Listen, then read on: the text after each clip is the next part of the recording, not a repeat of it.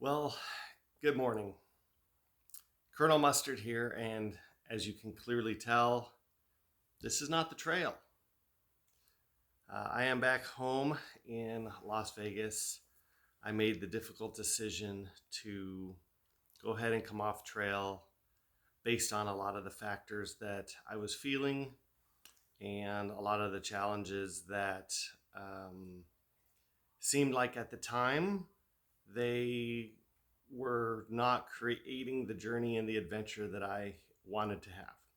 So I decided to end the adventure a week early at a Lolly Lake and was picked up and returned to Portland for a few days of rest and recovery, which actually turned out to be a good thing because I did not even know that my ankle was swollen to the size of a small grapefruit.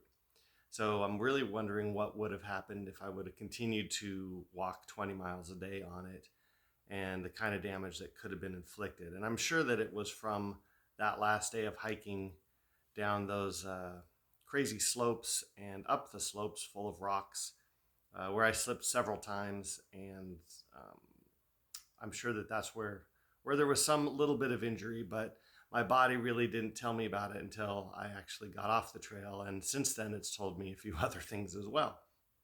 So I wanted to just kind of do a follow up epilogue, if you will. Really thank all the people who made this possible, all the people who were supportive along the way, all the hikers that I met, the wonderful people, the trail angels, trail magic, and the entire community out there because it really helps when you're out there walking alone to end up finding other people and being around other people.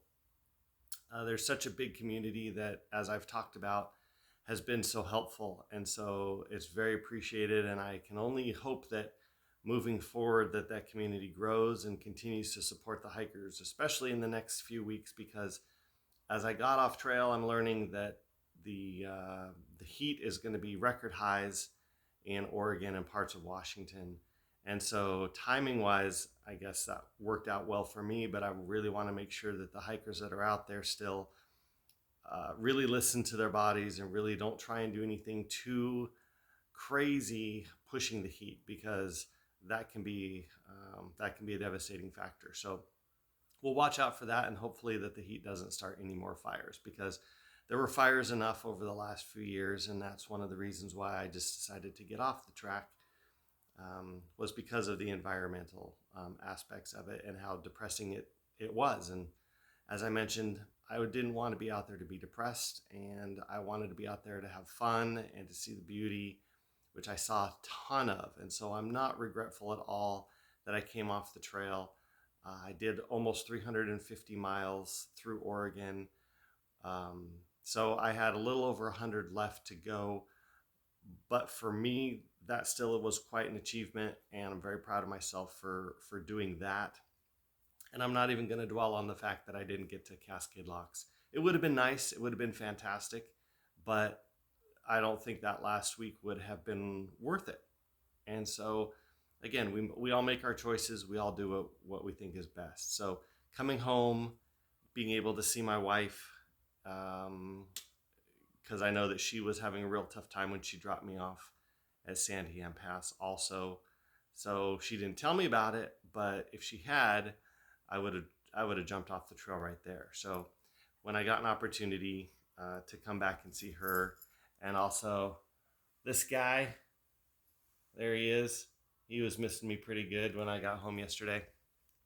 So I guess my takeaway is it's really interesting when you get an opportunity to step outside your life for, in my case, it was 4 weeks, and do something different.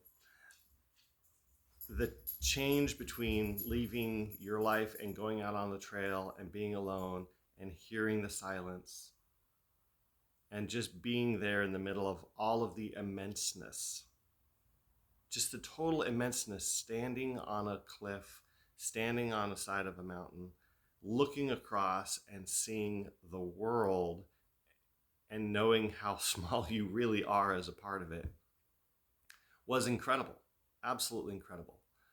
and transitioning back into normal life is not going to be snap of the fingers. It's going to take some time. It's going to take a couple of days to process and to assimilate back into talking to people on a more regular basis and being around people and traffic and noises that I haven't heard or experienced for almost a 4-week period. So at some point that will come back and things will get back to normal.